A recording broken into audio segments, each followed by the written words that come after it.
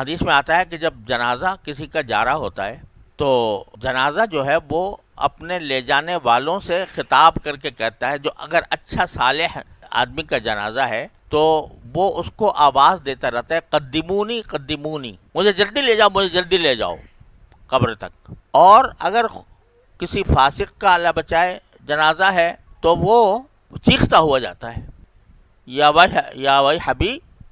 N تذہبون، کہ ہائے افسوس تم مجھے کہاں لے جا رہے ہو، مجھے کہاں لے جا رہے ہو، وہ چیختا ہے۔ تو اسی حدیث میں رسول کریم صلی اللہ علیہ وسلم نے فرمایا کہ یہ آوازیں جو جنازے کی ہوتی ہیں، صالح جنازے کی ہوں یا گناہگار آدمی کی ہوں، یہ جن و انس کے سوا ساری مخلوقات سنتی ہیں، یعنی اس کی وہ آوازیں زمین سنتی ہے، درخت سنتے ہیں، پتھر سنتے ہیں، سوائے جنات اور انسانوں کے۔ وہ اللہ نے چھپا دی ہے۔ اگر وہ آواز ہمیں سنائی دے جائے تو خوف کا وہ عالم طاری ہو جائے جو ہمیں کوئی کام نہ کرنے دے، تو چھپا دیا اللہ تبارک و تعالیٰ نے اس کو۔ قبر کا جو عذاب ہوتا ہے اس میں اللہ بچائے کافر، منافق اور بعض فساق کے بارے میں آتا ہے کہ جو فرشتہ ہوتا ہے وہ لوہے کا ایک ہتھوڑا لے کر اس آدمی پر مارتا ہے، اور اس سے جو چیخ نکلتی ہے